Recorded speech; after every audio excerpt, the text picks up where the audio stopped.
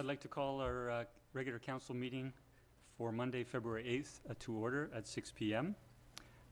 Hello to members of the public viewing the live webcast this evening, and to other members who may be watching the webcast after our meeting through our website.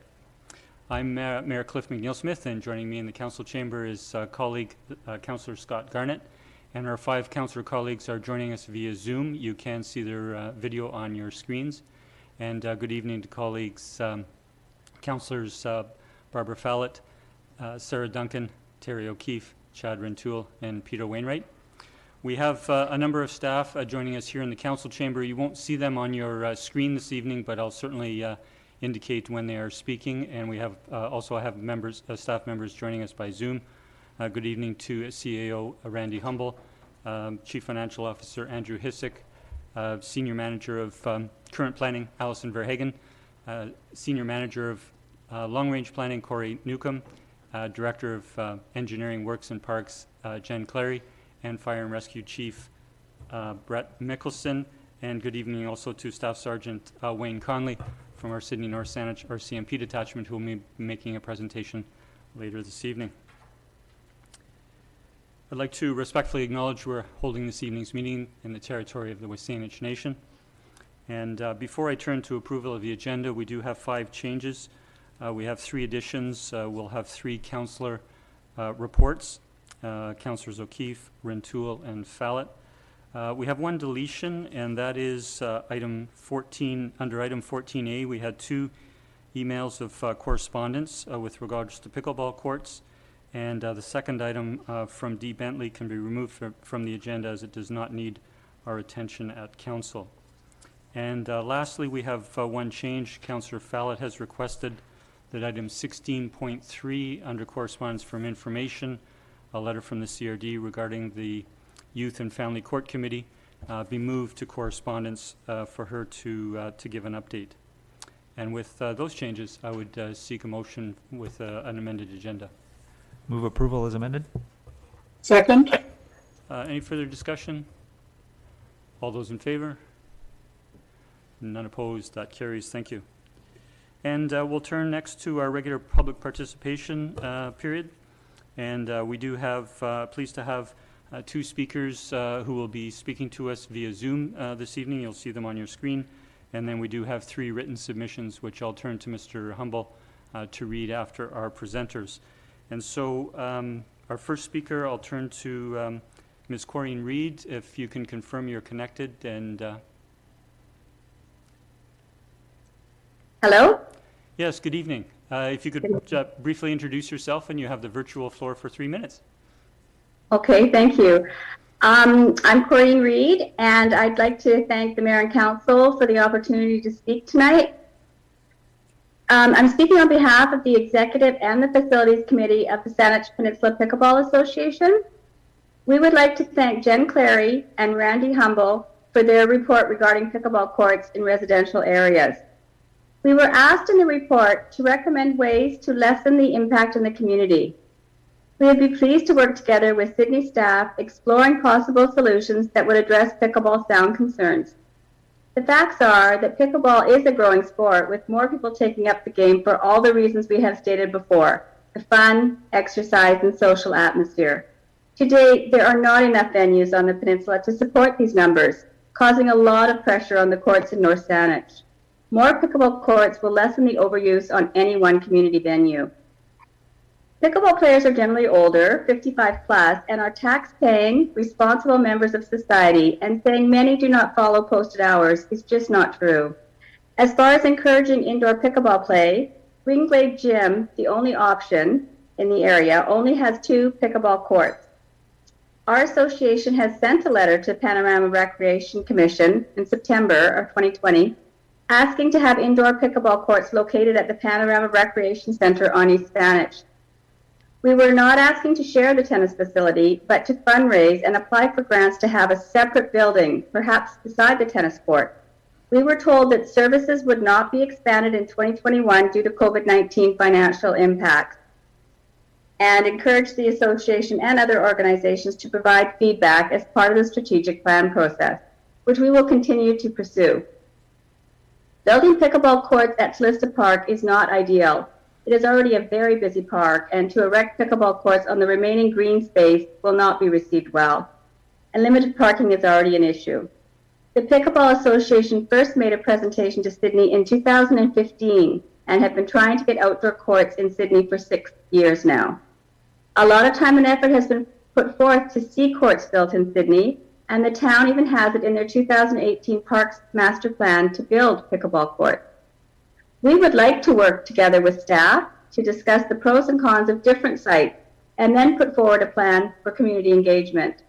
Therefore, our association, the SPPA, would like to support staff's suggestion of developing community engagement for a suitable park and that $30,000 be included in the 2021 budget for this design. Thank you very much for your time. Thank you very much, Corinne Reid, and we appreciate you also providing it in writing to us. As you know, it is an agenda item, and we'll certainly refer your input to the agenda discussion this evening. Thank you. Thank you. I'll turn to our next speaker and confirm that Denny Jelena is connected.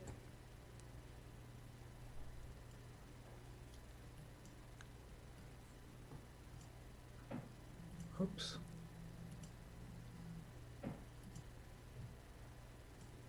Can you hear me? Good evening, Mr. Jelena. We saw you for a moment, but we can't. Yeah, I saw you too. It's disappeared. I don't know where it's gone. Just wait a second. No, I've got it. There we are. Good. There we are. Good evening. You have the virtual floor. Good evening. Good evening, Mayor and Council.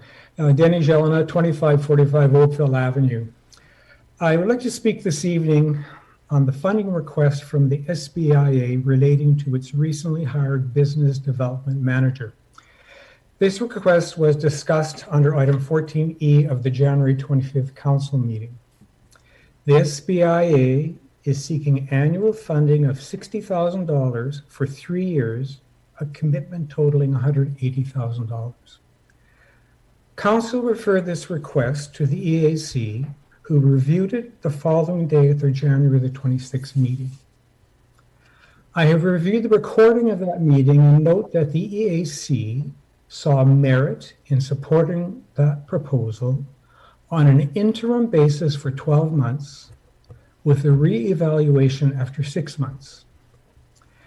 I was pleased to see that during their discussion, EAC members thought that clear deliverables are necessary, particularly relating to business sectors outside the BIA area, and that strong oversight should be implemented. It was also suggested that the business development manager report to the EAC and attend EAC meetings. The EAC obviously would then report on to council. I fully support the EAC's recommendations made in the minutes that are being presented to council at today's meeting, and would like to add 1 or 2 other comments. During the BIA's presentation on January 25th, it was tangentially mentioned that there could be a link between this business development manager position and the development of a long-term economic strategy for the town of Sydney. This strategy is the subject of a previous EAC recommendation following a review of a proposal last fall from the COVID-19 Recovery Task Force. That recommendation was unanimously adopted at the November 9th council meeting. Council resolved that the town consider, as part of its 2021 budget deliberations, an appropriate amount to work with a contractor to develop a long-term economic strategy in 2021. To my mind, while there might be some indirect linkages, the development of an integrated, forward-looking economic development strategy is not something that can be tacked on to an SBIA position that is primarily focused on responding to the needs of businesses who are struggling with the impact of a pandemic. I would argue that the town should engage an organization with a proven track record to develop a real roadmap to help Sydney's business sector grow and thrive. This will be essential in a world of accelerated massive change driven not only by the pandemic, but also by changes in technology, transportation, the environment, climate, and evolving relations with First Nations. Sydney today is facing challenges we could not have imagined only 1 year ago. Either the BCEDA or CIP could work with the REAC and be excellent partners in developing this roadmap. Indeed, CIP recently completed a strategy for Esquimalt. It sets out a snapshot of current socioeconomic trends, strengths and weaknesses, and provides a roadmap for going forward in areas like infrastructure and land use, marketing and communications, business development, and building enhanced partnerships. I would strongly encourage council members to look at this document. Both the SBIA and the Chamber of Commerce are represented on the EAC and would have ample opportunity for input as part of the process. Finally, as a member of the OCP Advisory Committee, I've been pushing to include a chapter on the economy in the new OCP. I believe it is essential that the town acknowledge the importance of Sydney's business sector to our well-being. Our business community outside the BIA cannot simply be the major taxpayers that they are today without proactive support from the town. Sydney is blessed with a number of attributes, including major transportation links. We are the gateway to a national park. Our tourism sector is world-class. We have succeeded in ensuring public access to a waterfront, something that few other small coastal towns in BC have been able to do. We have a vibrant Main Street. Sydney is home to a number of world-leading companies, including marine industrial sector that is second to none in Canada and the Pacific Northwest. Indeed, this sector is one we should be actively engaging with initiatives such as the recently proposed Ocean Industry Cluster for the South Island. Mr. Jelena? I'm just about finished, one more minute. As we move towards recovery, there is much talk about building back better. A comprehensive economic development strategy should be the first step in helping shape this recovery. I hope these comments will be helpful as you move forward through your budget deliberations, and I thank you for your opportunity to speak tonight. Mr. Jelena, thank you for your comments, and you do know, and it is on our agenda this evening, and we do appreciate receiving them. Thank you. Thank you. I'll turn to Mr. Humble, who will read 3 submissions we've received for tonight's meeting. Thank you, Mr. Mayor. The first submission is from Mary Isett, who resides at 10146 5th Street, and it reads as follows. I moved to Sydney in October 2018 and became aware of the homeless population residing in Sydney. On November 30th, 2020, I bumped into Mr. Beeds, who was very ill, and I offered to make some phone calls to see if I could find the resources available to help him. He told me all of his clothes and personal possessions were wet. The Victoria Umbrella Society referred me to the CARES Clinic, and I expressed my concerns with regards to the poor condition of Mr. Beeds' health and the fact that he and others are residing in Sydney and not being supported. I was then referred to the CRD Encampment Outreach Team. A team of professionals, including a nurse, came to Sydney and met with me and Mr. Beeds and provided the much-needed medical attention. A member of the encampment outreach team told me that they had determined the location of the encampment that housed 5 men, including Mr. Beeds. I understand that Mayor Lisa Helps and Victoria Council are looking into housing solutions, including modified weatherized shipping containers designed by Arise Developments. As a town, we need to be finding permanent solutions to support this vulnerable sector of our population. They are someone's brother, son, or father. Mr. Beeds tells me that he has lived here for 11 years. That is 11 too many winters. I believe he has in the past been offered shelter in Victoria, but doesn't feel safe there, and I expect, like the rest of us living in Sydney, appreciates our small, safe town. Our homeless population is here to stay, and we need to come up with rapid solutions to provide them with shelter and other necessary support. If I can be of any further assistance, please feel free to contact me by telephone or by email. Mary Isaac, thank you for your letter this evening, and I will speak to it briefly under my mayor's report. Thank you. The next correspondence is from Sheena Hearn, and she is a board member with the Saanich Peninsula Pickleball Association. Dear Sydney councillors and mayor, I am writing this letter to council to correct the record for council and staff regarding the fallacy that, quote, many pickleball players, however, have not followed these posted hours, which has led at least one municipality to investigate time locks for their pickleball courts and one other to investigate increased monitoring and enforcement of the courts, end quote. Unfortunately, not only was this perpetuated in an article in the Peninsula News Review, but it is now further being given legs as part of a staff report and recommendation to Sydney Council members. I will provide a brief history of how this fallacy came to be and hope that this will clarify this unfortunate situation.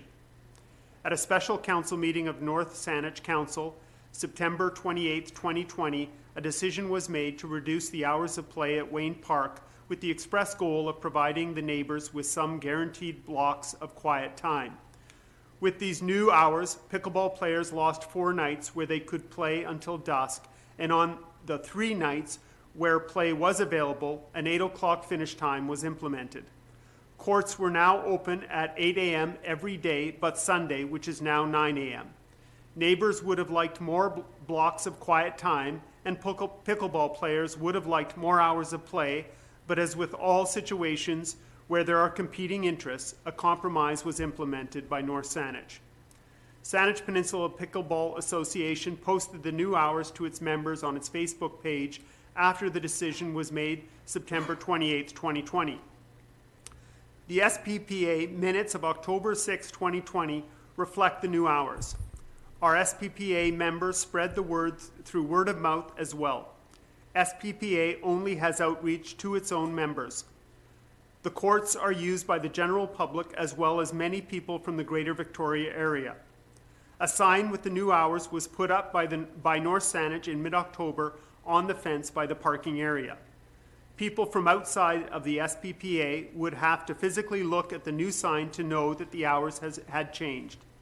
It is reasonable to expect that there would be a bit of lag time before the general public became fully aware. A letter was written by a neighbor to North Saanich Council on November 8, 2020, a Sunday, to report that there were players playing before the Sunday 9 a.m. restriction. All other days, the start time is 8 a.m.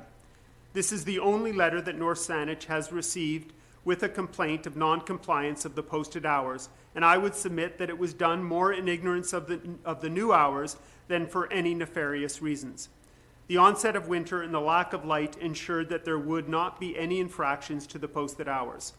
Sunset today is at 5:23 p.m., so there is no chance that anyone will play past the 6 p.m. restrictions, nor has there been all this winter.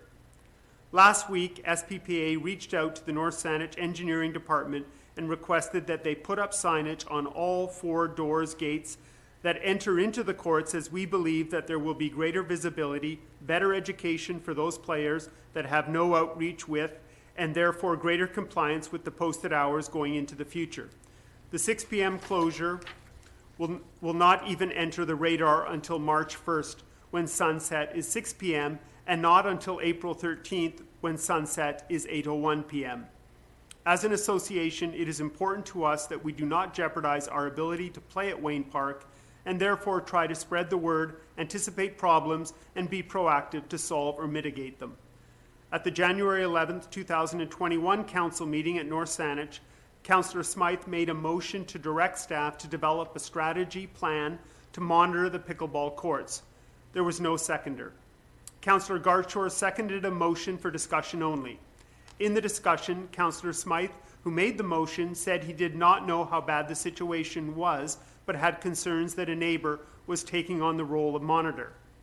In the discussions that ensued, Councillors Garchor, Smythe, Pearson, and Orr all acknowledged that there was no evidence that a problem existed, and the fact that there was only one letter about non-compliance was raised. The motion to direct staff to monitor the courts was defeated 4-2.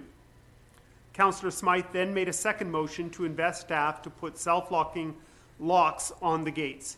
In the discussion that ensued, the points were again raised that there was no proof that there was a problem.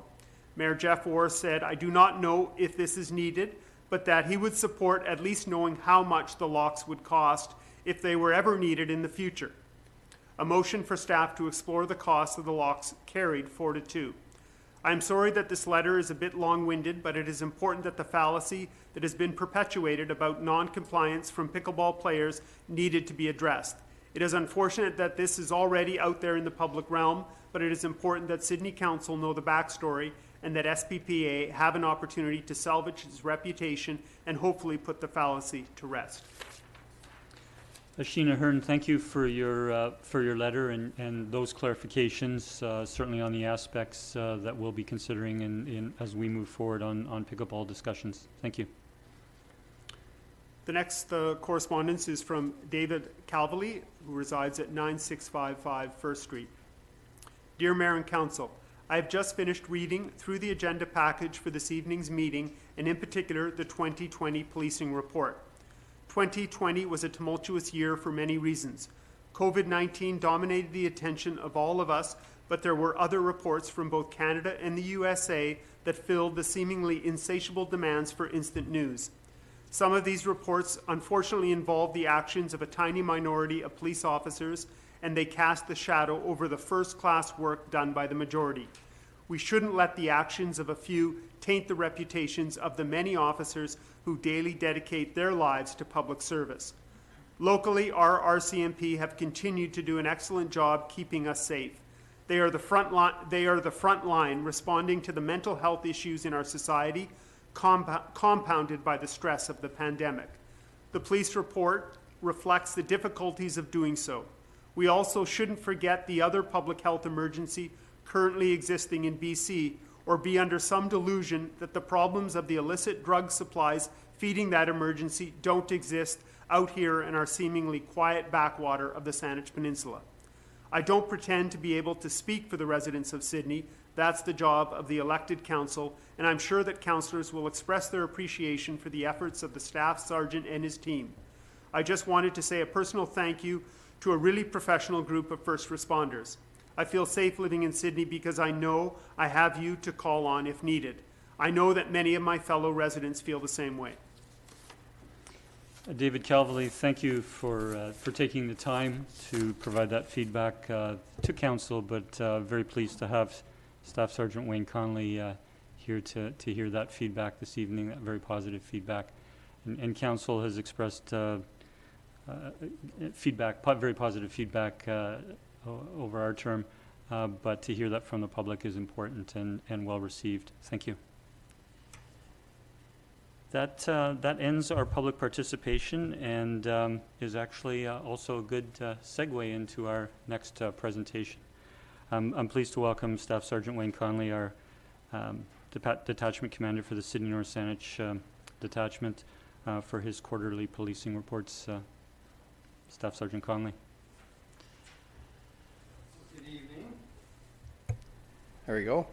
Good evening, Mr. Mayor and council members, both here and virtual. So I thought this evening, first of all, thank you for the opportunity to present a status report on policing services to the town of Sydney. And I think tonight I will focus on sort of a year-end report as opposed to just a fourth quarter report. And I'll begin with a few comments about capital projects involving the detachment and our facility to begin with. Improvements to our detachment building and security upgrades have continued as a phased approach.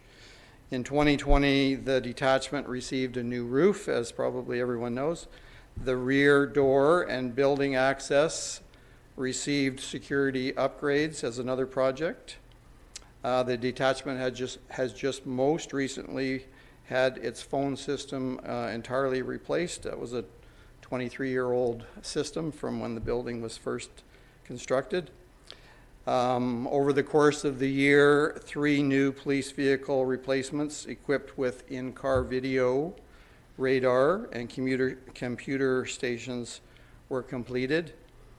And at present, the parking lot fencing project is progressing with construction anticipated in the next few months. With respect to our status on human resources, some internal adjustments to the administrative support staff and structure are underway, and this will involve a revised job description for a new CPIC and prime records position. As of March 1st, the detachment will have 1 corporal supervisor and 1 constable vacancy. I'm also anticipating 2 retirements and 2 transfers this year, which is going to be challenging, but efforts are underway to find replacement members to keep our detachment fully staffed. I thought I'd mention in the report that was forwarded to Mayor and Council, there was a page that reflected on sort of COVID impacts. We saw some fluctuations, of course, in our statistical review for 2020. For Sydney, the calls for service declined 11%, which was the first I've seen that sort of a trend in many, many years. We're usually very consistent. 95 COVID-related calls were responded to by police. Within Sydney, there was a 7% increase in mental health calls. And a very interesting statistic was there was a 68% in public disorder calls, so that was fairly significant. I thought I would touch base on our community policing team. The work of our community policing unit continue efforts working with our vulnerable citizens, our youth, our seniors, and the business community. The focus is to work with partners to create awareness of services, strategies to prevent crime, victim support, and alternative measures, typically through a restorative justice program. A weekly liaison with an outreach worker to provide support services to our vulnerable and our homeless. We have our school liaison officer who in 2020 was in daily contact with the schools, initiated a mentorship program with students promoting the 529 Bicycle Registry Program. He's connected with the John Howard Society Mentorship Program for Youth and is working with the Business Improvement Association to improve communication and education around crime prevention with individual businesses. Primarily that is to do with problems with shoplifting and fraud. Our Block Watch program continues to be very engaged and active, promoting awareness of crime tips, location, prevention tips, and reporting suspicious activity includes fraud awareness and prevention.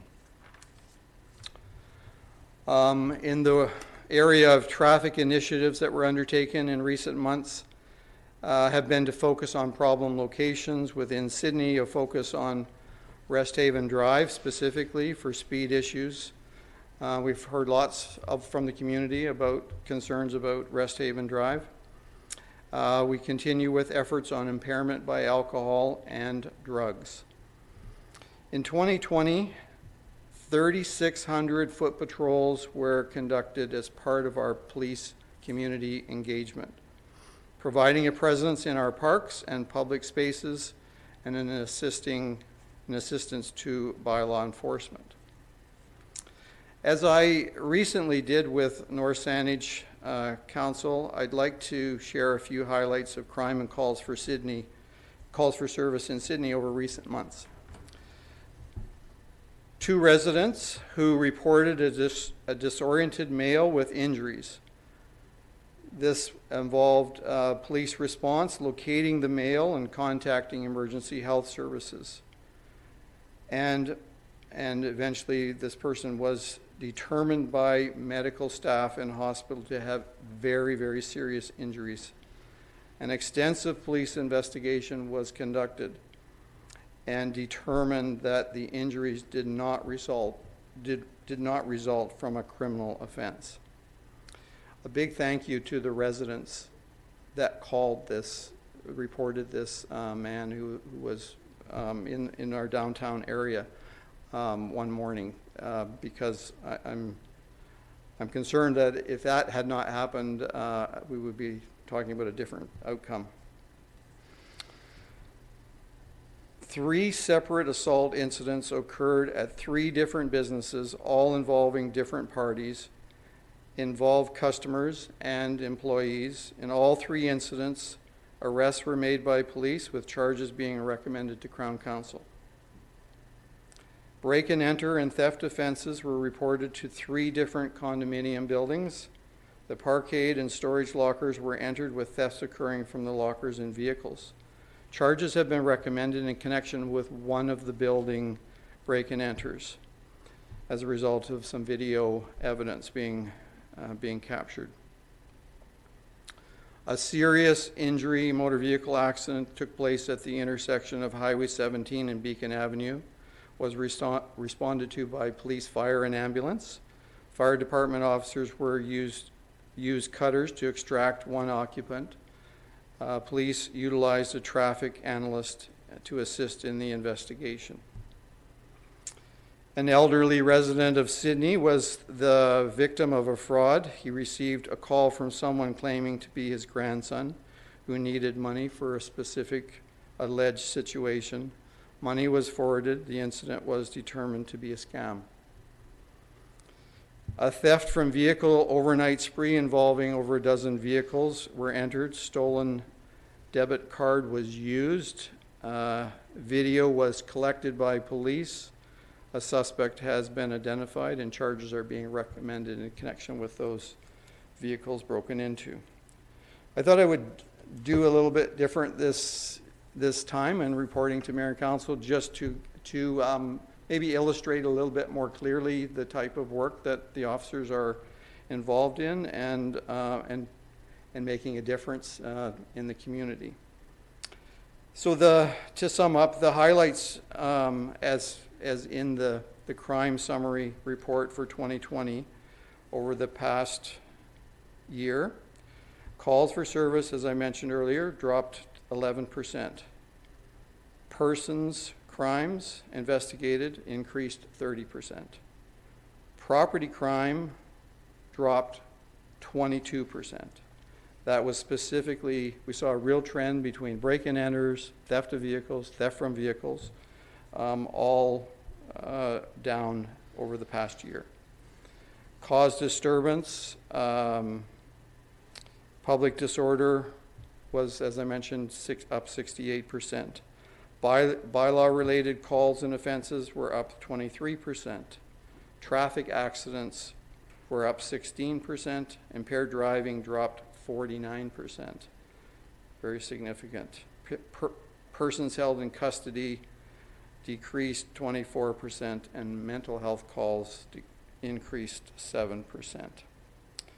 That's sort of my report to Mayor and Council, and I'm not sure if there's any questions, but I'm happy to take a few questions if there's time. Thank you, Staff Sergeant Conley. I'll first turn to Councillor Fallett. Thank you very much, Mr. Mayor. Thank you very much, Staff Sergeant, for your report. And I have to say that putting your report in a narrative form and relating the statistics to actual events has a far greater impact for me to appreciate what it is you police officers are having to deal with. It also really shows the importance of the impact that we're going to be down some officers this year, as you've reported, and through retirements and transfers, etc., and that we do need our officers. I would ask that you please give a similar report for the next quarter, because I think it, from my perspective, it makes it more real, and I thank you for that. Thank you very much, Mr. Mayor. Thank you, Councillor Fella. Councillor O'Keefe. Thank you. Yeah, thank you, Staff Sergeant, for the report. Especially, as Councillor Fallick said, like hearing the anecdotes to sort of round out and give us a better appreciation of just the numbers and the statistics. I also appreciated the bit of the report you gave on the community policing and finding out about what's going on with the school liaison and with our business community. So, and perhaps we could, I wouldn't mind, maybe in future reports, hearing a little bit more on that, especially if there's any particular trends in regards to youth issues, is something I'd be interested in seeing in the future. Also, just in regards to the traffic study, I noticed that the speed, excessive speed and other speed-related issues are up. And I wonder, do you keep any statistics in terms of, I guess what I'm trying to figure out is the increase due to there's more people speeding, or is it that you're just getting better at catching them, that there's more enforcement and so therefore you're catching them? If you've got any sort of insight on that at all? Yeah, for sure. I mean, I certainly think that wherever the net is cast, you're going to catch more. So that's where we rely on the community to give us the feedback. And we received a significant amount of that, and some of that came through the town administration, where we were hearing more and more about speeding concerns, the crosswalks on Resthaven Drive. I know there was a couple of accidents, one of which was a pedestrian accident. And so it sort of helps us to shift our focus to what we would call a priority location, because it's valuable enforcement when we're reducing accidents. If I can, I wanted to you mentioned about youth and youth trends, and I think one thing I might share with you at this point, and it surfaced more, I think, when I was looking at similar things with the North Saanich report that I did a week ago. But one of the trends has to do with social media.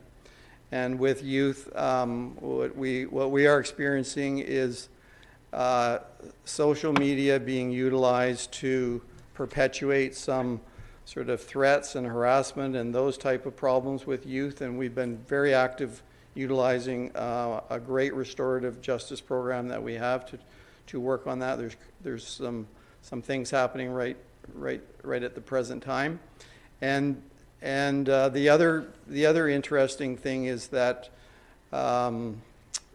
there's problems with the distribution, the unlawful distribution of intimate images, and that has surfaced itself over the past several months, where we've had, I think, about 4 different investigations that have gone into that. It's a bit alarming, but it's localized, and it's stuff we've been able to address as we've.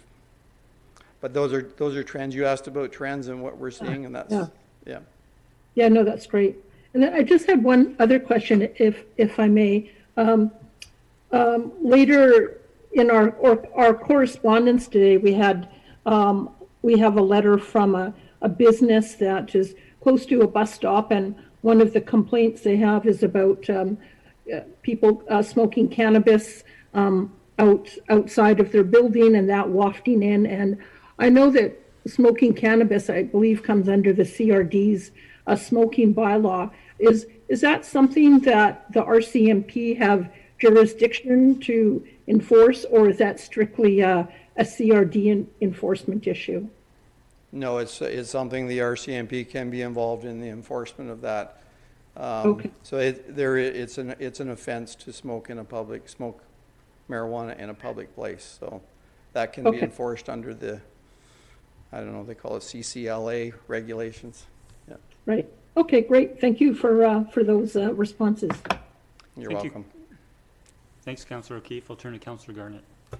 Thank you, Mr. Mayor. Thank you very much for your report, Staff Sergeant Conley. A lot of the points have already been touched on by others, and I agree with Councillor Fallot. I think that sort of almost personalizing the data gives people an idea that we're not just a sleepy little town, and things do happen here, and we're in, hate to use the expression, but we're in our bubbles, and we don't necessarily see everything all the time. So it's important. And also in your report, the discussion about the pandemic response and COVID and how your officers are, I mean, we think of first line responders, we think of doctors and nurses and people at the hospital, and a lot of times we don't think about police officers and ambulance attendants for that matter that have to be on the street dealing with people, and you're walking into situations you don't know who you're dealing with. So I just appreciate you guys' efforts and the added stress that's had to have added to your detachment and your compliments. So I'll echo Mr. Calvely's comments and in appreciation. So thank you very much. Thank you. Thank you, Councillor Garnett. Seeing no other councillors, I'll just add appreciation for your update this evening, Staff Sergeant, and the approach this evening that's been commented on favorably.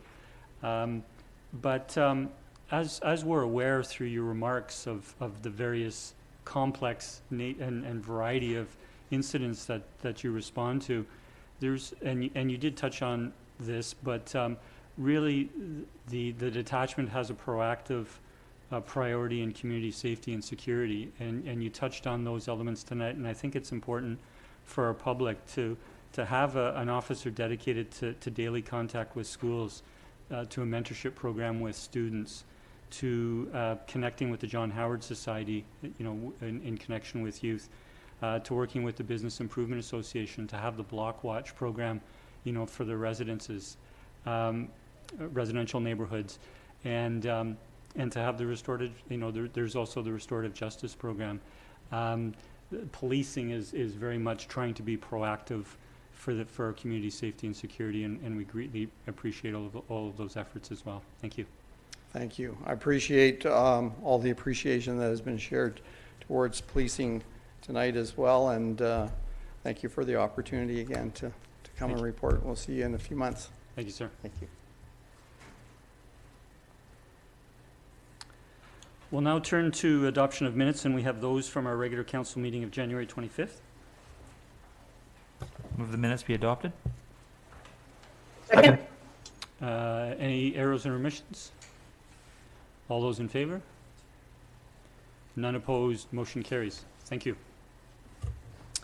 We don't have any business not completed or business arising. I'll turn to my mayor's report, and there's three topics I want to touch on this evening. One was partly in response to Mary Isaac's a comment or letter with regards to homelessness, and I just wanted to note that certainly our council and mayors and councils around the region have been concerned with homelessness. We've seen it front page in all of the media for quite some time, because the pandemic has exacerbated the situation in our communities. And we've had reported out from our staff, from our first responders, our bylaw enforcement, from the RCMP, detachment commander, the increased attention that they've been able to give the vulnerable populations during the pandemic. But there's two very related issues. That is housing and mental health and addiction support services. And I think it's important to highlight that very recently, a new body, the BC Urban Mayors Caucus, which is comprised of the mayors of about a dozen of the largest municipalities in the province, got initiated last year.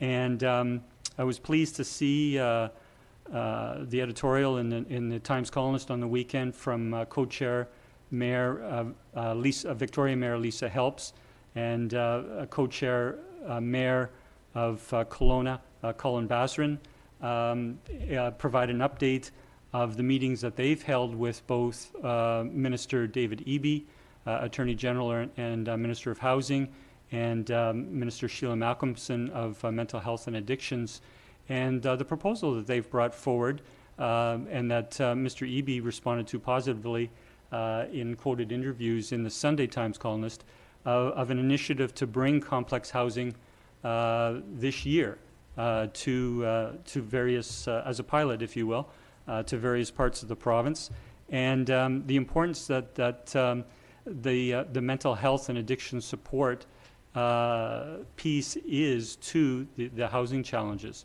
And I'm certainly appreciative. I've certainly paid in my role as director on the CRD and the CRD Housing First program that has built hundreds of affordable and shelter rate units in the Capital Regional District. We're unfortunate that we haven't had a project in the north end of the peninsula to date. There is a project going forward in Central Saanich that was recently announced, but our council and myself, working with through CRD and through our own mayor's caucus, just regional caucus, will continue to advocate for increased action from the province. And as I say, we're pleased that Minister David Eby and Minister Sheila Malcolmson are willing to move forward on this for our communities. Thank you. The second is with regards to our 5-year budget, the 2021 to 2025 budget presented by Andrew Hissick, our Chief Financial Officer, last week, gave an excellent presentation, and I just want to, we'll receive the minutes from that meeting later this evening, I just wanted to again reinforce to the public the value that Council places in comments from members of the public through our budget process, which will take place over the next couple of weeks. So next Monday is Family Day, so we'll be meeting on the Tuesday evening, and there will be a public participation period available at that meeting, and then we'll be getting into primarily budget deliberations and taking decisions the week following that on the Monday. But I want to strongly encourage, on behalf of Council, to please provide your feedback. Earlier this evening, you heard from 5 residents. 2 residents speak to us via Zoom, and 3 residents submit letters. And that feedback is important to us. There's a range of topics, but that feedback is important to Council. And our budget encompasses all of the services that the town provides to you as residents and businesses and community organizations. And we really do want to hear from you through our budget process this year. The last I want to touch on is our OCP, Official Community Plan process. And we are receiving the minutes from a recent meeting later this evening. But I just wanted to comment that we are entering a new phase of the OCP, which will be the heaviest community engagement piece going forward. And we did have a bit of a pause late in the fall, and that was due to the new provincial health restrictions. When we had initiated public engagement late last summer, we were able to have some in-person meetings. While we did have some online functionality for people to contribute, we did have in-person at the Mary Winspear Centre, which was very valuable. But we have had to take the decision, and I think it's the right decision, that we will have to conduct engagement virtually as we work through the next several months of our comprehensive review of the Official Community Plan. While it might give pause to myself or Council that that the engagement will be limited in some respects, I think this is actually an opportune time for us to be doing our comprehensive review of our Official Community Plan. And I make that observation from the experience of how our community has responded to the COVID pandemic. We have come much closer together as a community during the pandemic, all aspects of our community, residents, businesses, community organizations, the town, and I think we, in all parts of our community, have a much greater appreciation of what we actually have in our community. We have a remarkable community, and we've responded remarkably well to the pandemic.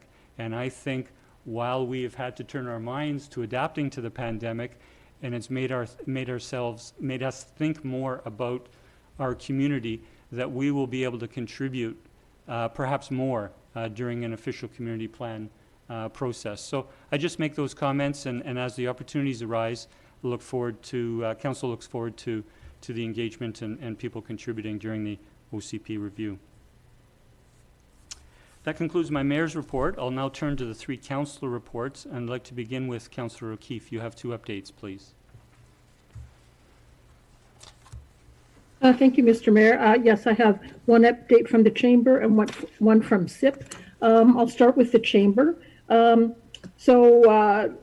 Chamber is actually doing fairly well, despite all things going on in the business world with the pandemic.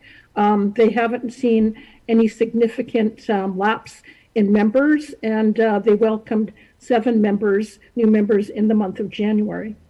It seems that most of their member businesses are still limping along, some better or worse than others. They've tapped into the various support programs that are out there, and they're just limping along and hoping that they can weather things until the economy starts to pick up.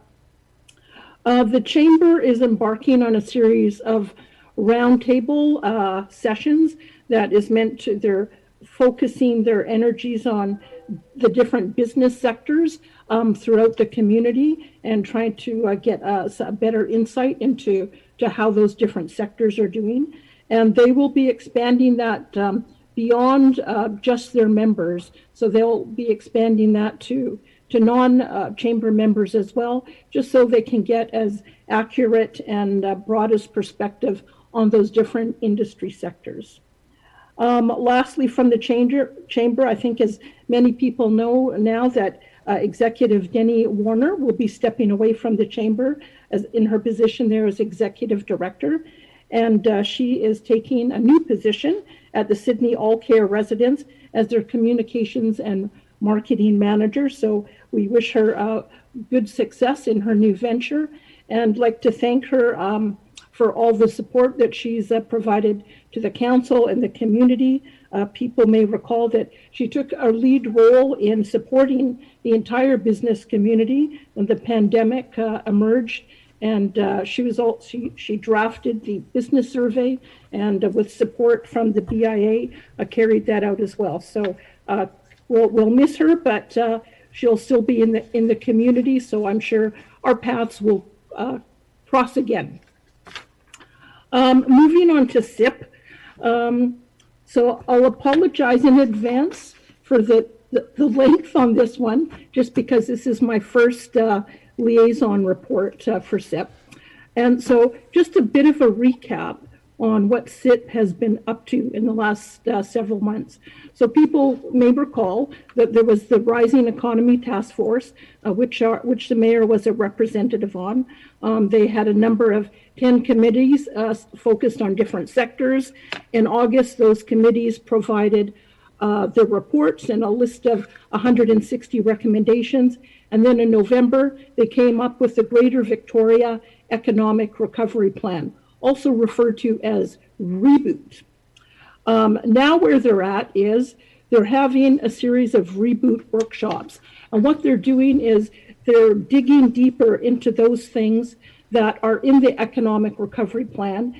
And it's an opportunity for municipalities to share what they're doing in support of that plan, lessons learned, best practices, and also looking for ways to collaborate and cooperate on issues of common concern.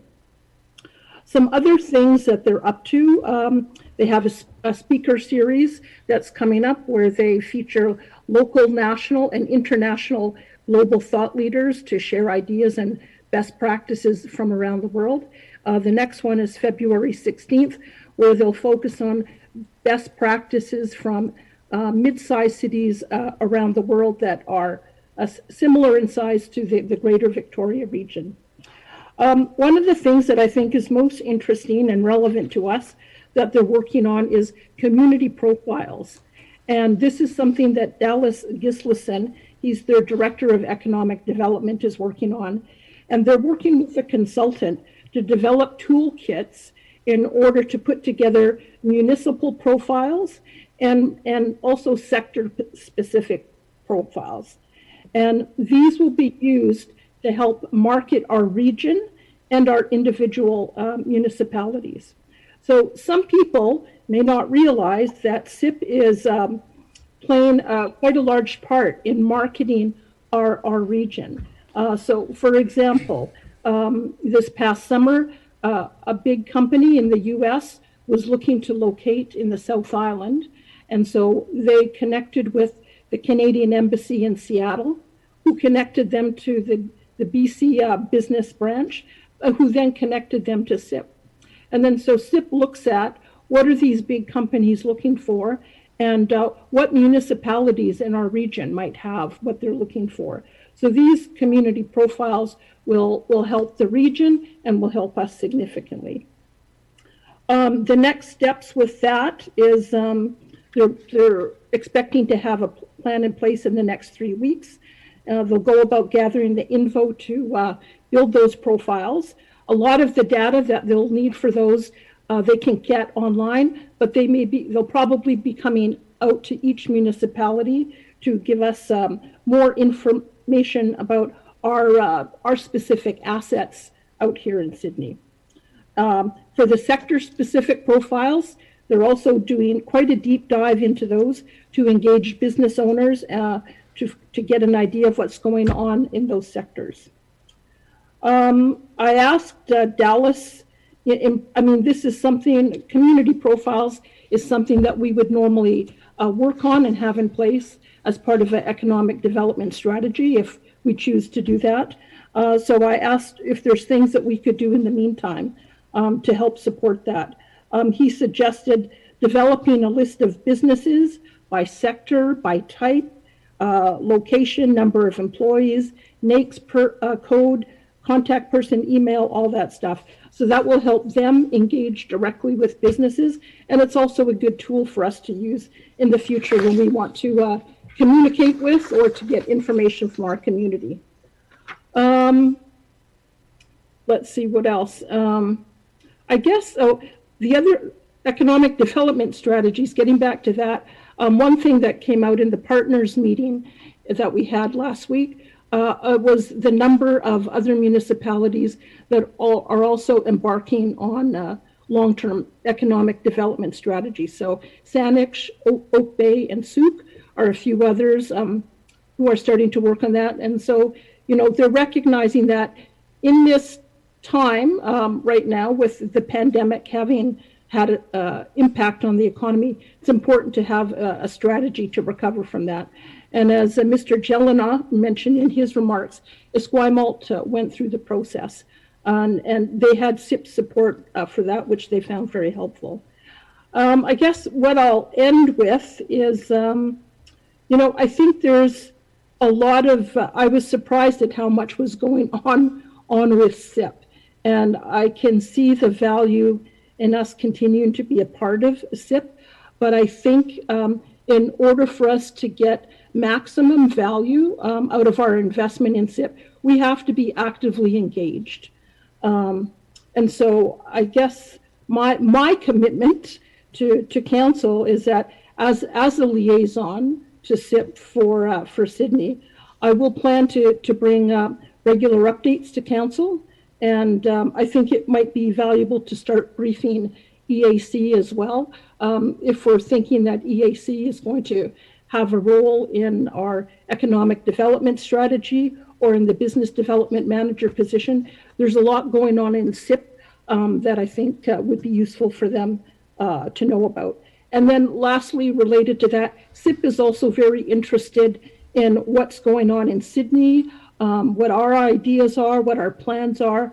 And so I'm also happy to carry those back to SIP from council or from EAC. And I think I'll leave it at that, unless anybody has questions. Thank you, Councillor O'Keefe. I'll just, I don't see any questions, but thank you for that detailed update, and we certainly appreciate you taking on that new liaison role this year. I'll turn to Councillor Rintoul for an update on Panorama Recreation. Thank you, Mr. Mayor, and good evening, colleagues. Just thought we would provide an update with respect to the Peninsula Recreation Commission, and previously I had reported to council back in October that through the budget process, which normally takes place in the fall, that the Recreation Commission had requested through the CRD a 3.6% increase, or the requisition increase, for the 2021 fiscal year, and I did present that to council at the time for information. We have subsequently seen, now that we've completed the fiscal year, and so that is the calendar year in the case of Panorama, that surplus was actually in place in terms of their operations. And so what they found was that early in the fall, when we were doing the budget process, staff had very little to go on, particularly with regard to the pool and its utilization, because as you may recollect, it reopened functionally in September, and that they had seen some increased revenue from the pool that had not been categorized particularly as receptive as the public has been to using the pool. The arena and the tennis courts were also two areas that had revenue higher than anticipated. So the year-end position was then moved to a positive of approximately $600,000. That has enabled the Recreation Commission to revisit that requisition request and reduce it to 2% from the 3.6%, and that has been resubmitted to the CRD for its budget considerations. It also enabled having that surplus for the commission to take the funds which were previously removed from its reserves to help operating, to shift funds back into reserves. So some $413,000 were moved out of that surplus back into operations to put the center on a more solid footing. I think the net effect of that change with regard to the actual amount of dollars we're talking about between that 2% and 3.6% increase is a reduction of about $81,000 between the three municipalities on the requisition side. I'll leave my comments there. Thank you. Thanks, Councillor Rintoul. I'll next turn to Councillor Fallett. Thank you very much, Mr. Mayor. Just a quick update on Artsy. They were finally able to hold their 2019 AGM on January 28th. And I was also, today I was just given notice that the Art Show Organizing Committee, in consultation with Artsy, has decided to cancel the 2021 show for the Sydney Fine Arts. Given continuing uncertainties and potential major shortfalls in show revenues with fewer sponsors, patrons, show visitors, and purchasers of art, the risk of running a deficit was too great. An Artsy program really does depend upon the monies that they get, and Artsy, or Sydney Fine Artsy, is a great help to them on that one. And going forward, the Sydney Fine Arts Show is going to take the time over the coming year to look at ways to reduce costs by streamlining operations and better use of technology. As well, the SPAC show announced yesterday that they are canceling their annual show, which was set for April. So COVID is certainly having a significant impact on arts and culture. They're still being innovative and looking for ways to reach the public and present what they can, but it's not business as usual for the time being. And that's all I've got for this evening. Thank you. We appreciate the update, Councillor Fallett. Thank you. That concludes our council reports. Thank you to colleagues. We'll next turn to committee reports, and I'll turn to Councillor Wainwright, our liaison to the Economic Advisory Committee. Thank you, Mr. Mayor. I'll move that the minutes of the January 26th meeting be received. Second. Any discussion? All those in favor? None opposed, motion carries. Okay, you can see there are two recommendations coming out of the committee. And at our last council meeting, we had referred the SBIA's proposal to our budget deliberations, and we'd asked the EAC to review the proposal and give us some comments or recommendations. So they've done that in the form of these two motions, but since council has referred the discussion of this proposal to the budget meeting, what I'm proposing to do is simply refer these two motions to the budget meeting and also make a motion requesting the SBIA to expand their proposal to include more information on deliverables. So I'll start off with the first motion, and I'd like to simply refer the two motions from the EAC to our budget deliberations. Second. Okay, any further discussion? Call a question, all in favor? None opposed, motion carries. Thank you, Councillor. And I'd also like to move that the SBIA be requested to revise their proposal to expand the deliverables, and particularly in respect to businesses outside the BIA area. Second. We have a seconder. Any further discussion? All those in favor? None opposed, that carries. Thank you, Councillor Wainwright. That completes it. Thank you. I'll turn again to Councillor Wainwright for our liaison to the OCP Review Advisory Committee and the meeting of January 26th. I'll move that the minutes be received. Do we have a seconder? Second by Councillor Duncan. Would you like to add any discussion? I know I did comment during my mayor's report, Councillor Wainwright. I think it's pretty self-explanatory, given your comments. Thank you. All those in favor? None opposed, motion carries. Thank you. And I'll turn to Councillor Duncan, who is chair of our regular committee of the whole meeting on February 1st. I move the minutes be received. Second. We have it seconded. Discussion. All those in favor? None opposed, motion carries. Thank you. We'll turn to staff reports, and Councillor Wainwright, or Councillor Wainwright, well, sorry, I'll introduce it. We have a request for a letter of support from the Songhees First Nation with regards to a Clean Coast, Clean Water initiative. Councillor Wainwright? Thank you, Mr. Mayor. Songhees is one of my clients, so it would be a conflict of interest for me to participate in this. Thank you, Councillor. So if staff could remove me, please. Okay, so Councillor Wainwright is now in a waiting room that can't participate in this meeting. And I'll turn to staff for introduction of this report. Please. Good evening through the mayor to all of council. This report outlines a request for a letter of support from the CRD, or the letter of support from the town of Sydney to support this initiative being led by the Songhees First Nation. They're leading a consortium of local First Nations along with the Dead Boats Disposal Society and Sailors Sea Industrial Services on a joint application to this Clean Coast, Clean Water Initiative Fund for the purpose of removing marine debris and derelict vessels from the region.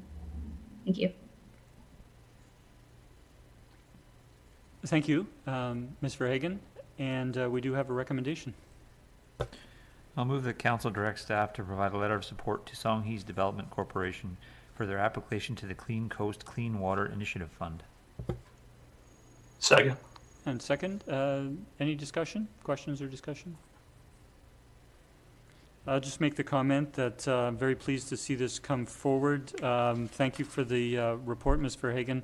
It was interesting to read again of the collaboration that went on back in 2017 between CRD, their Environmental Services Committee, and the Dead Boat Disposal Society and the other organization with regards to funding that provided for the removal of vessels in harbors and bays in the Capital Regional District. This is a new initiative, and we're pleased to have the First Nations involvement and, in fact, being the lead in this application.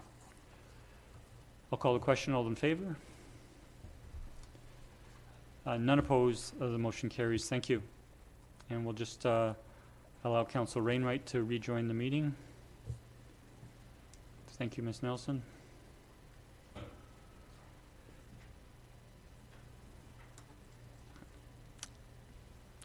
Thank you, Councillor. That motion did carry. And I'll next turn to item 13B, which is a report from staff with regards to pickleball courts in residential areas. We have had staff reports and discussion at previous meetings, so I won't turn to an introduction for this one, but we do have recommendations and options to consider.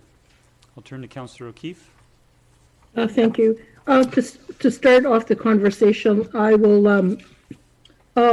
move that resolution from the 14th of December 2020 that staff be directed to bring forward a 2021 budget item for community consultation and design of park amenities, including up to 6 pickleball courts and public washroom facilities, be rescinded.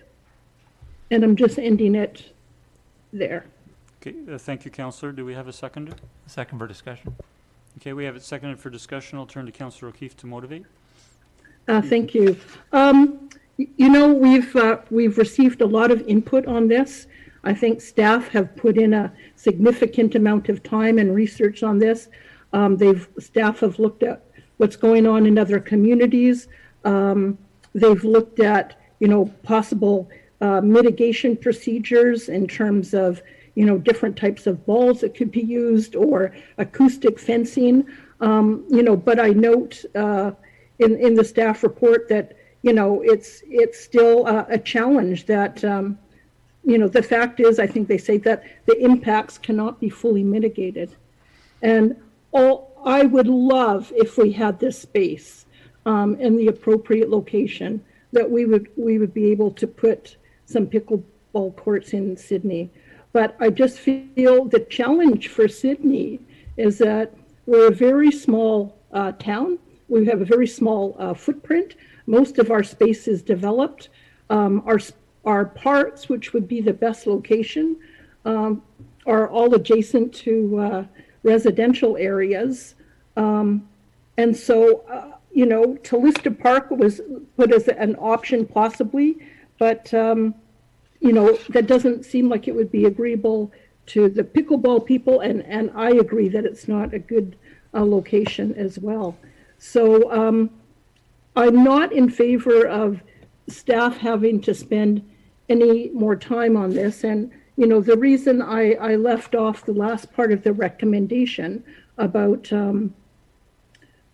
waiting for the Pickleball Association to come up with recommendations, I guess they can do that, but I'm concerned about additional staff time, because I don't see where it's going to fit, and also dangling out hope to the association that we can really find a place where this will work. So that's where I'm feeling at this point. Thank you. Thank you, Councillor O'Keefe. I'll turn to the seconder, Councillor Garnett. Thank you, Mr. Mayor. Yeah, this is becoming a tricky one. Read the letters from the neighbors on Birch Road from the North Saanich meetings, and decided to pay a visit to Wayne Park on a nice sunny Friday afternoon. And as fate would have it, all 4 courts were busy with different levels of competition. I wanted to check out the facility for one, but I also wanted to kind of get a feel for the noise factor that the neighbors in their letters had mentioned. And it's loud, and I can see how there's concerns from the neighbors. And strangely enough, the more competitive the play, the louder it is, because the ball's hit with more pace, it's hit more often. So, and it's actually louder. And there is the social aspect as well. So all those things combined, it makes me feel that Breath Hour wasn't a good fit. And that's also from being at the pop-up that was that took place a couple of years ago, 3 years ago now. It seems forever during COVID, but when most of the neighbors who lived in the area came up, were expressing opposition to it. So I kind of have an option 4, and I'm wondering if council might have an appetite for it. And I don't know budget implications with regards to this, but I'm wondering if maybe Because, these pickleball players have been waiting a long time for this, and it's been one council passed on to another. And it is a growing sport that has a need, and I understand what Councillor Keefe's saying about restrictions and size. But it occurred to me that possibly it might work in the sense that pickleball is already taking place at Iroquois Park. So if we were to redesign those courts into pickleball courts, as was initially requested, but at the same time build 2 tennis courts at Breathauer Park, I'm wondering if that might be a better fit. It would be a better fit for parking, noise constraints, and possibly, but I'm not sure about budget implications. So it's just something I want to throw out there, and I'm willing to listen to other colleagues and what their opinion on that might be. Just trying to find some kind of a compromise where everybody can have something. And if it can go to that point, then I would maybe make a stipulation that, or hopefully that as they're being built at the same time, that they open at the same time or something close to it, so that nobody feels like they're getting an unfair advantage and it's perceived to be on a level playing field, so to speak. It's just some thoughts. Thank you. Okay, thank you, Councillor Garnett. Just before turning to next speakers, Councillor Rintoul and Councillor Fowler, I'll just mention that so the motion on the floor is to rescind a previous motion where we were requesting staff bring forward an item in the 2021 budget with regards to community consultation and design of park amenities. And Councillor Garnett reasonably has mentioned an option that could go forward. So I just want Council to keep in mind that if we're exploring options, that we have this motion on the floor, and whether we amend this option to consider an option is an opportunity. But I just wanted to leave that there. So I'll turn to Councillor Rintoul next. Thank you, Mr. Mayor. And I think that's an intriguing conversation suggested by Councillor Garnett. And I think if there's an appetite to have that level of dialogue, then of course we need to keep some money in consideration for the 2021 budget process, which would be somewhat different than where I was coming into this discussion. I was at a point where I was happy to support the staff recommendation, and while I feel Councillor O'Keefe had some very valid points, there's no doubt about that. Staff have obviously considered, their time in this process, and we're comfortable recommending the dialogue with the Pickleball Association to try and get to a point where we can perhaps, find a location that makes sense to the association as well as to the town in consideration of residents and the concerns that have arisen.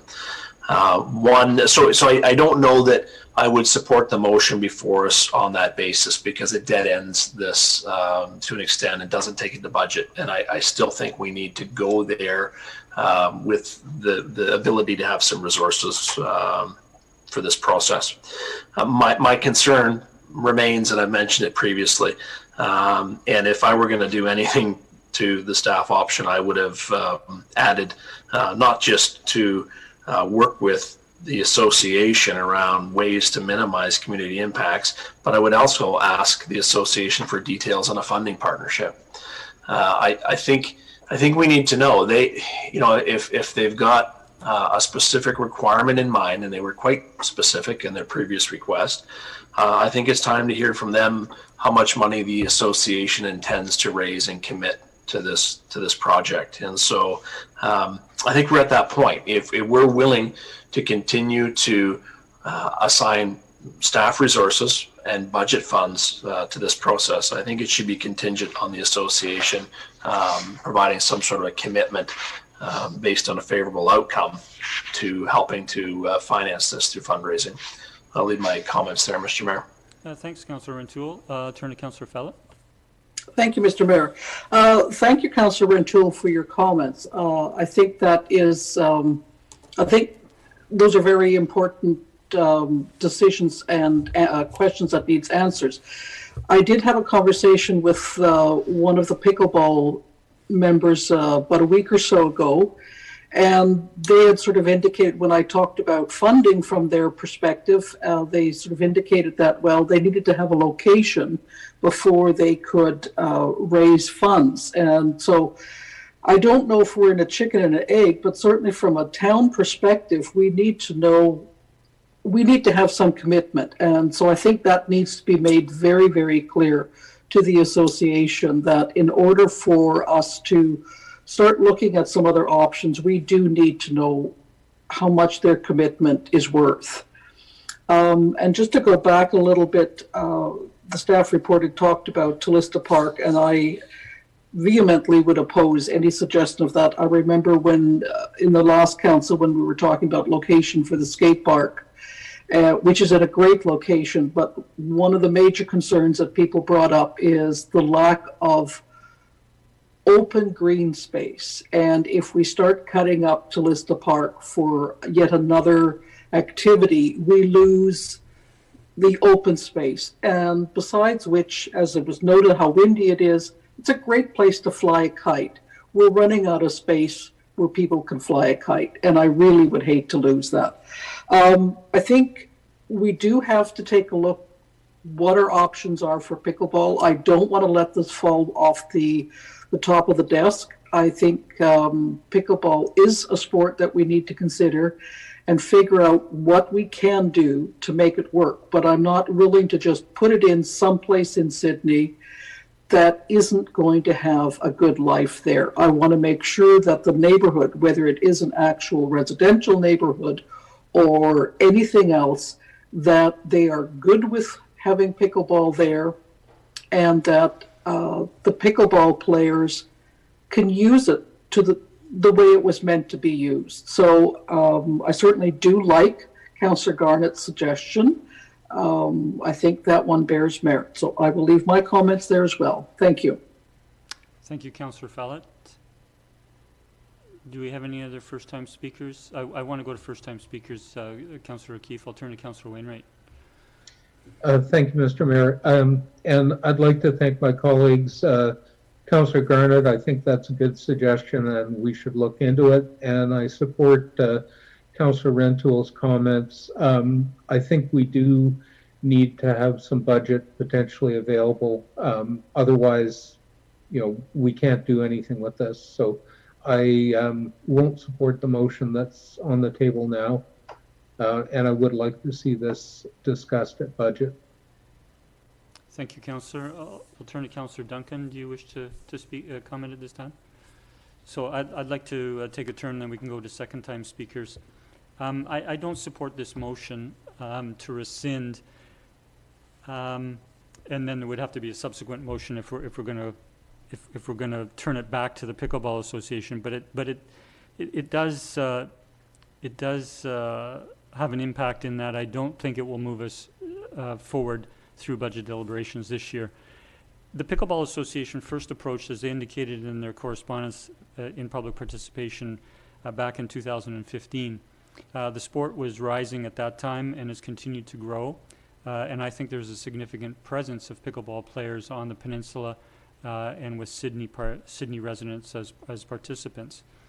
They've indicated fairly clearly that there is both there's a lack of both indoor and outdoor facilities. They referenced in their letter this evening that they approached Panorama for indoor or outdoor facilities, and Panorama, due to the pandemic, is not able to consider new amenities at this time or new programs this year. It is going into a 5-year strategic plan, and it's unknown, what would be the outcome of that. The town of Sydney has responded, through previous councils, to provide the lines on one of the tennis courts in the Iroquois Park, as well as proper net facilities and court markings in the multi-sport court beside the food bank, and so that has given them some access to outdoor facilities. But with the reports that we've had from staff and the presentations and representations that we've had from the Pickleball Association, I think a solution can be found, and I think we should move this forward. And one of the considerations that I gave today was to option 3, and that is $30,000 for design and community engagement be included in the 2021 budget. And I'm not supportive of that. I'm supportive of a much lower cost. And the reason is, if we allocate $30,000 for design, and then we take it to a public engagement process, and the public engagement process finds that the parks that are suggested are not acceptable, then we've spent $30,000 unnecessarily. I think what the public needs to appreciate is a basic site. Sorry, there was a couple of terms I had jotted down today. Can you help me, Mr. Humble, with those terms? Sorry, a basic site description and A site plan, Mr. Mayor? yeah, a basic site plan, not actual design, but a basic. For example, we've seen in the staff report with regards to the previous staff report with regard to Breather Park, there was a site plan there of where the pickleball courts, where some of the other amenities would be.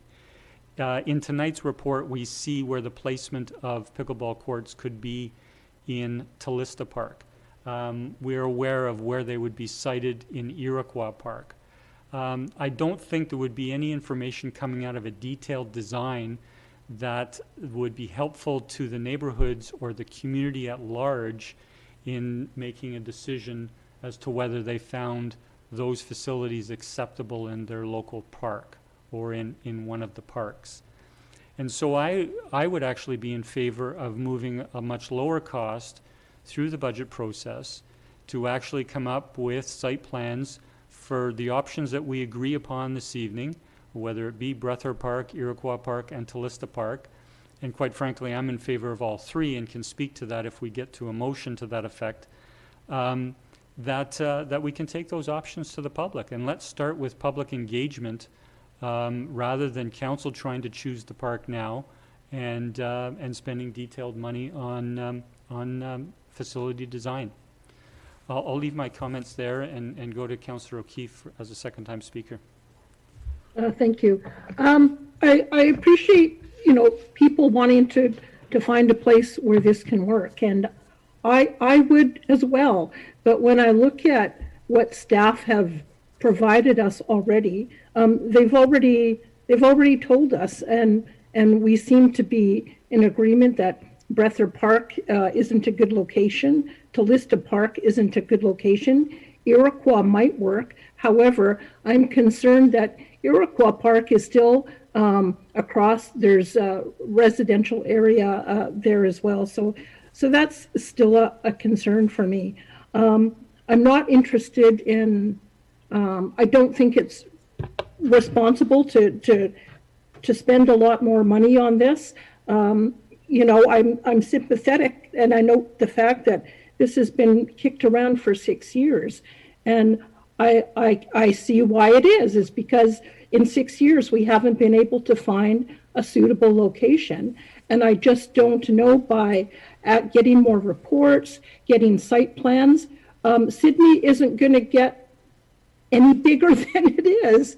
There's no other locations. We've looked at that, and so that's why as disappointed as I am that we can't do this, I just don't think it's worth putting more time and effort into something that I think over the last 6 years has been shown that it's just something that doesn't seem to fit within our small footprint.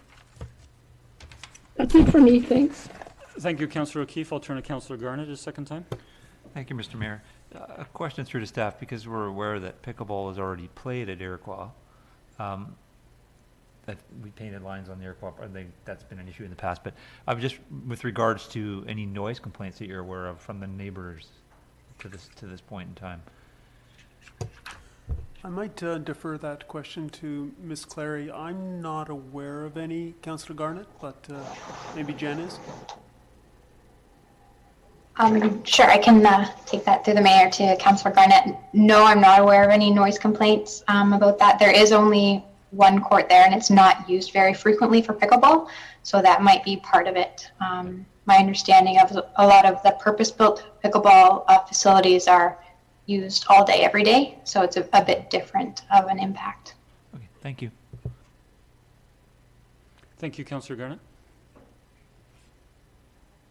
Seeing no other speakers, so we have a motion on the floor to rescind. If it fails, then we'll have to discuss any further detail in terms of moving it forward to the budget process. So, seeing no further discussion, all those in favor of rescinding? Those opposed? So we have Councillor Wainwright, Councillor Rintoul, Councillor Duncan, and myself opposed. Sorry, and Councillor Garnett opposed. So the motion is defeated.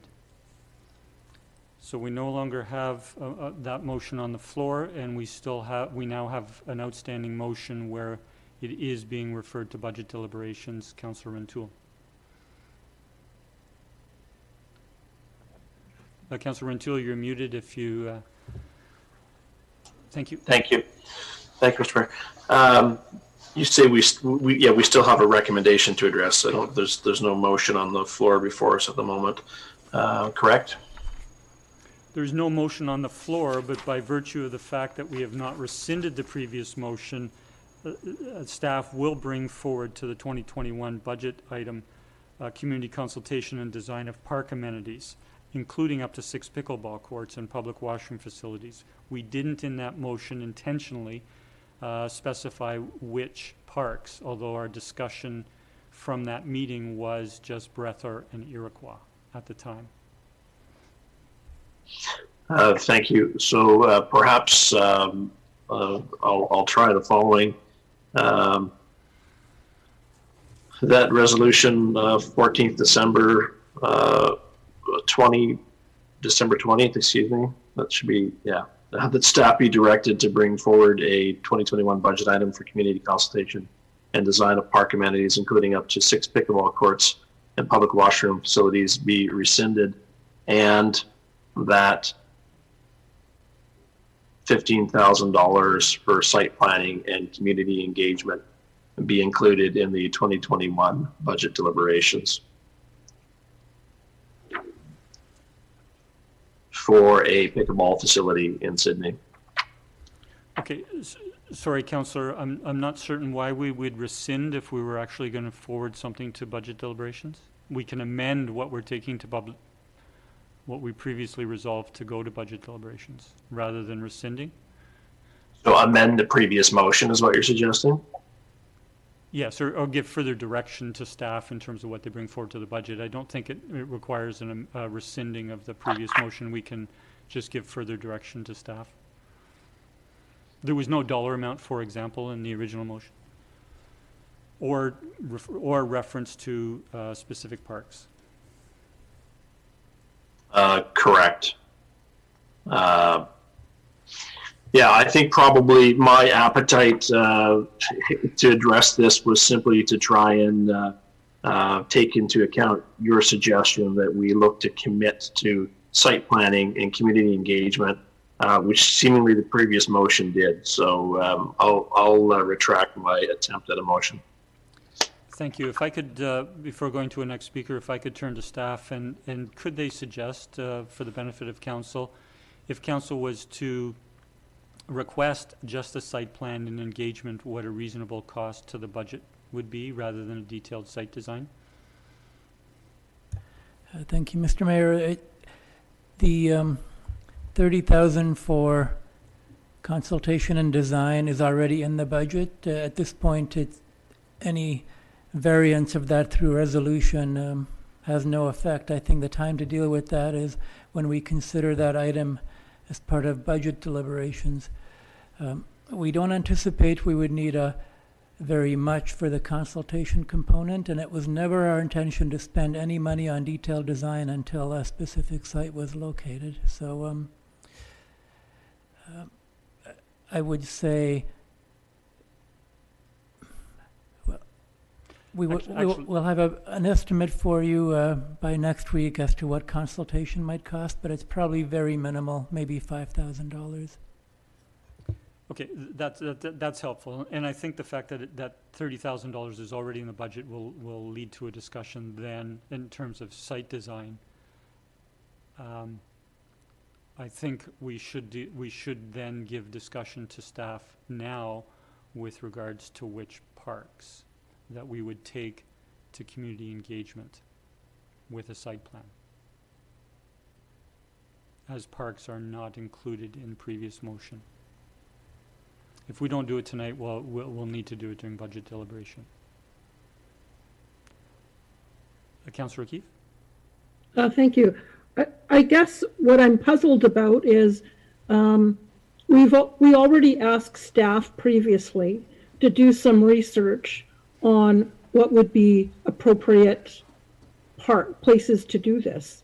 And my understanding of what came back is that there doesn't seem to be an appropriate place, is what I've understood.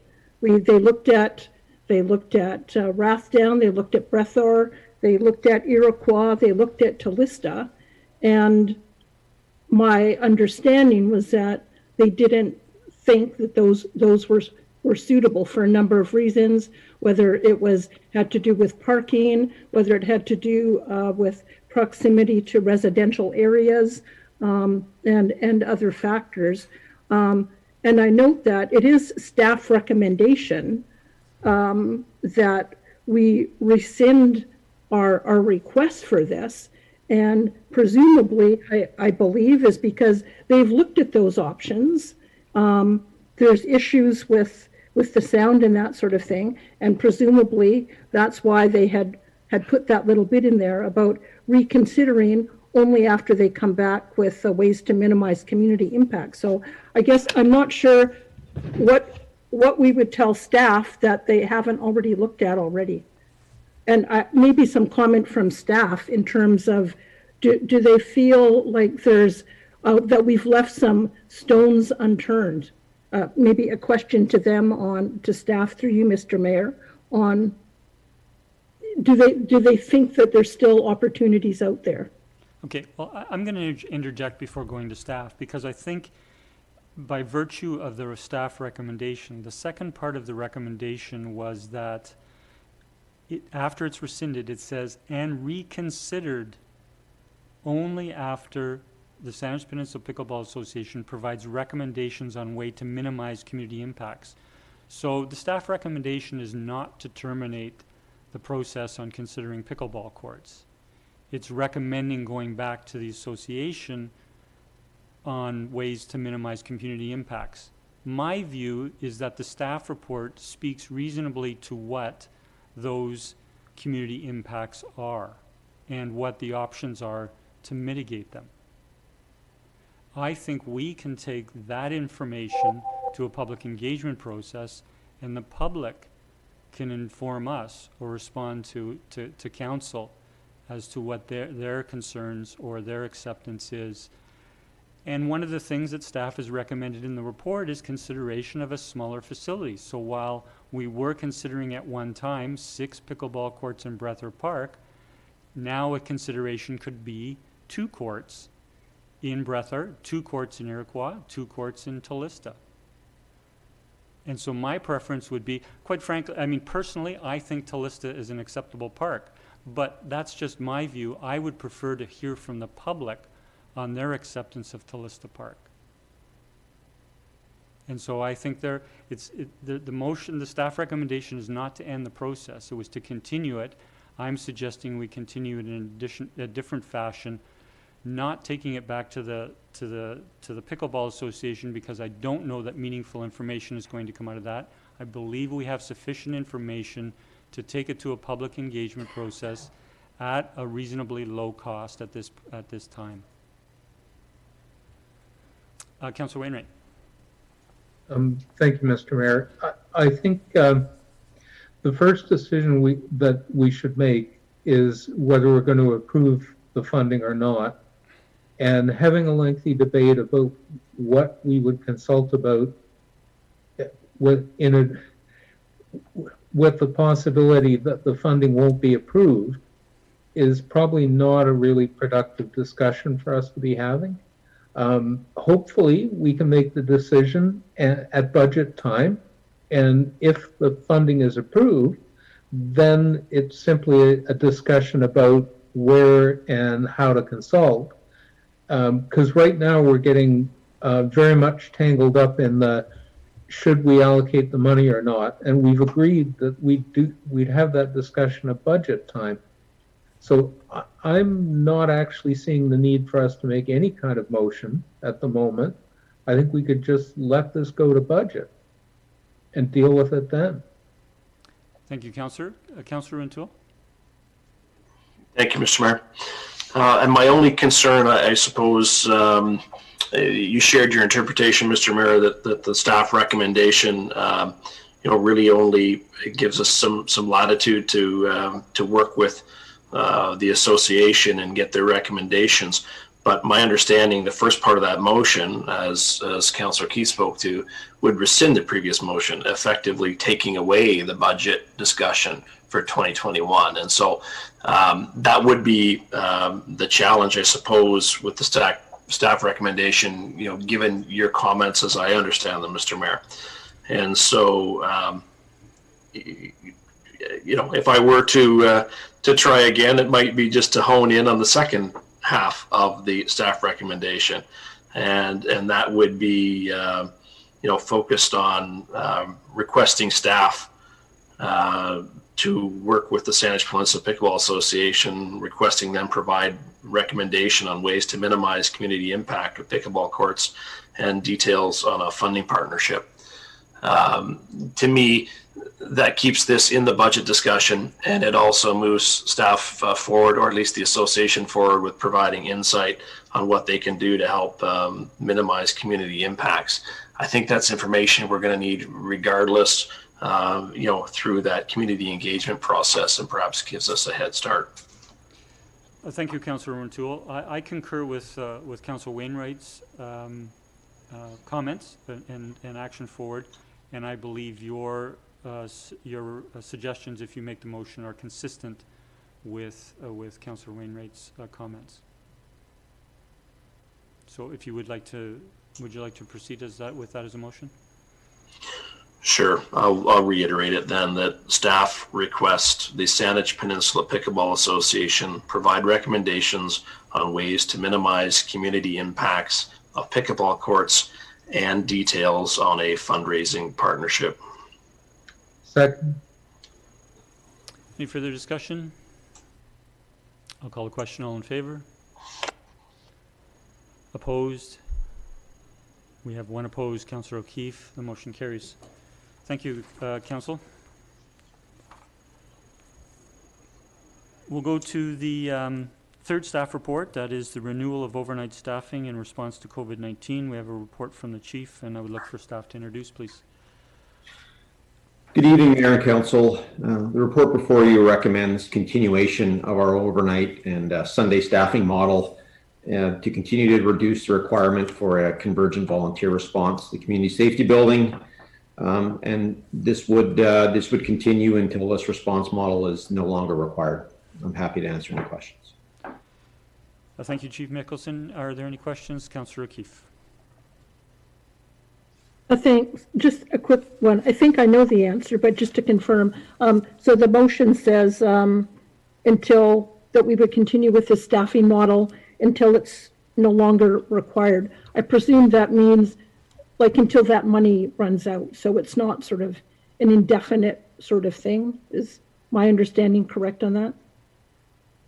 Through the Mayor to Councillor O'Keefe, the intent of that statement until it's no longer required didn't have any fiscal implications. It was largely linked to the safety of my staff in the context of when they're vaccinated, and the convergent model is no longer required from that perspective. That was the intent of that sentence. Okay, I guess what I was just, sorry, just to follow up on that, so that if it ended up, there was an issue with the vaccine supply and they couldn't get vaccinated till the fall, you would come back then for an additional allocation, or whether we would just kind of let it roll? Again, through the Mayor to Councillor O'Keefe, the staff report states that the funding would be provided until it's no longer required. So there's no time limit implied. Obviously the hope is that or at least my cohort of staff are vaccinated sometime in the summer, and then as soon as it's safe to do so, we can get back to looking at our convergent response model. That would be definitely my preference, but that's what the staff report details. Okay, thank you. Thank you. I'll turn to Mr. Humble, then Councillor Wainwright. So just very quickly, Mr. Mayor, my interpretation of the staff report is that what's being suggested is $48,000 total from the Safe Restart funds, and anything above and beyond that would be taken from the existing fire department budget. And as Chief Mickelson indicated, it is until it's no longer required based upon impacts from COVID. Great. Thank you, Mr. Humble, and Councillor Wainwright. Thank you, Mr. Mayor. So I appreciate Mr. Humble's clarification that what we're looking at is $48,000 from the Safe Restart funds, and in fact, we're looking for council to simply authorize that. With respect to the fire chief coming back later, if they want to continue beyond whatever. The thing, it's quite clear from the report that there is no expectation of requesting additional money. And whether they're having overnight staffing or not within their existing budget should be entirely within the discretion of the fire chief. Like, if we're not being asked to authorize any additional money over 48,000, there is no reason the fire chief should be coming back to ask council about an internal operational matter. So just to be, quite clear on where I sit on that. So what I'd like to do is simply make a motion that council authorize 48,000 from the Safe Start funds for overnight and Sunday staffing at the community safety building. I'll second that. We have it seconded. Do you wish to speak further, Councillor Wainwright? No, I think that covers it. You covered it well. Thank you. Councillor O'Keefe? Yeah, thanks. No, I just wanted to clarify. I had no issue with how the chief wants to allocate his money. All that I was trying to clarify is whether there was additional amounts that would be required from the Safe Restart. That was all. And so that's been clarified that it's 48,000, and I'm happy with that clarity and happy to support the motion. Thank you, Councillor O'Keefe. Further discussion? Mr. Hisik. Just for absolute clarity, the report indicates that the fire budget would be used to cover anything above the 48, and we've estimated that we would have sufficient funding to do that until approximately September. If this ended up going through the remainder of the year for whatever reason, we might in fact need to come back to ask for more Safe Restart money, but not until September. Thank you, Mr. Hisik. We have the motion on the floor. Any further discussion? Just before we call the question, I just want to thank the Chief for bringing this forward, minimizing the risk to our first responders. And all those in favor? None opposed. The motion carries. Thank you, Chief.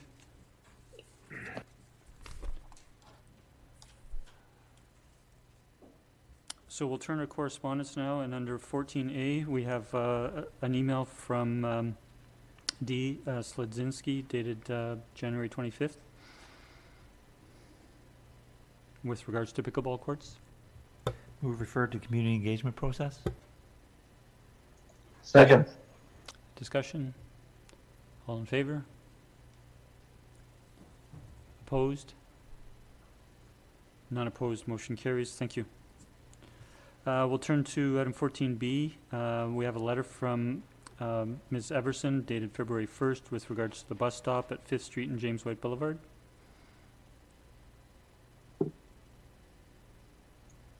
I'll move we refer that to BC Transit. Second. We have a seconder. Discussion? Councillor Wainwright?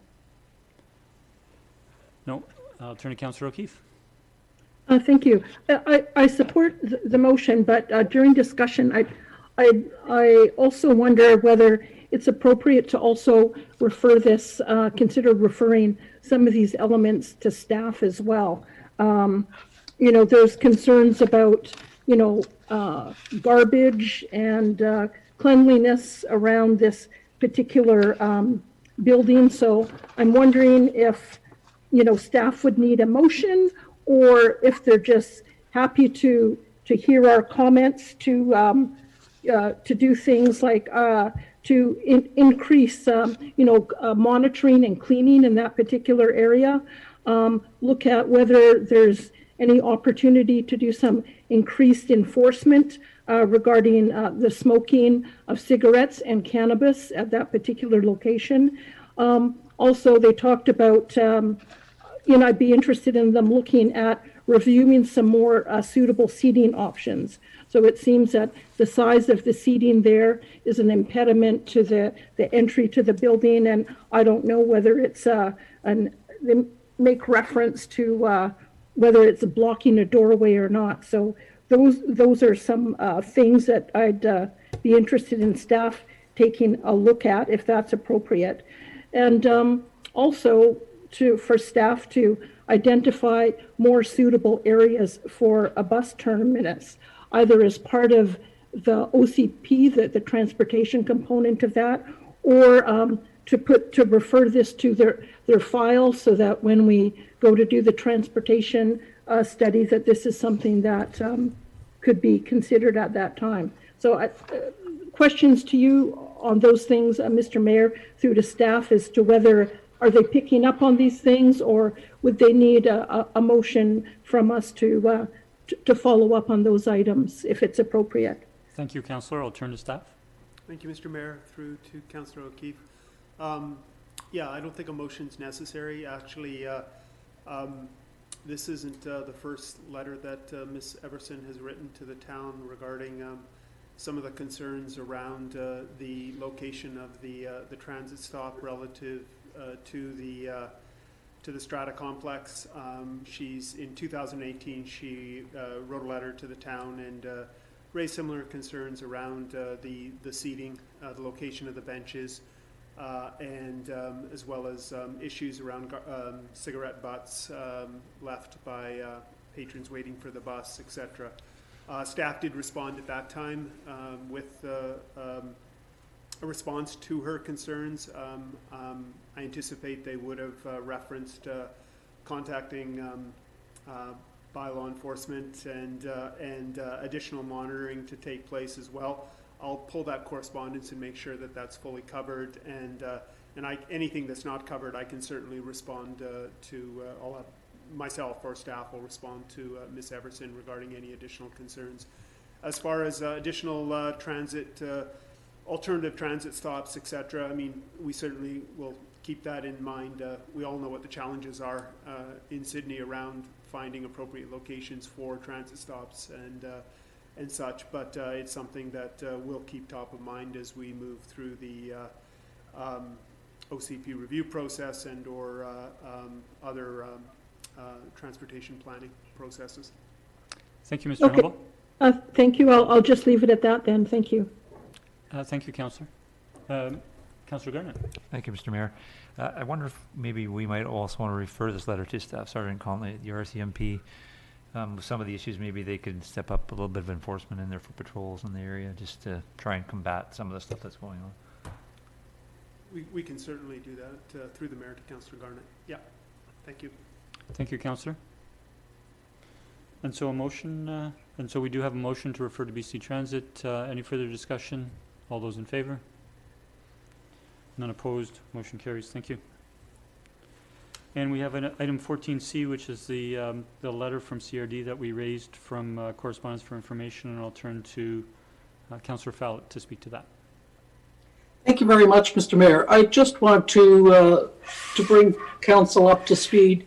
We'll remember that there was a review happening of the Victoria Family Court through the CRD, And as we see by the letter, the process and some of the information, and just to say that I have attended now 2 meetings that we had just in the last couple of weeks where representative from the CRD came to the Zoom meeting with the family court to look at the recommendations that had come from CRD staff and supported by the board. And we're going through that process and reviewing it, looking at restructuring the committee and looking at some of the governance models and things of that nature.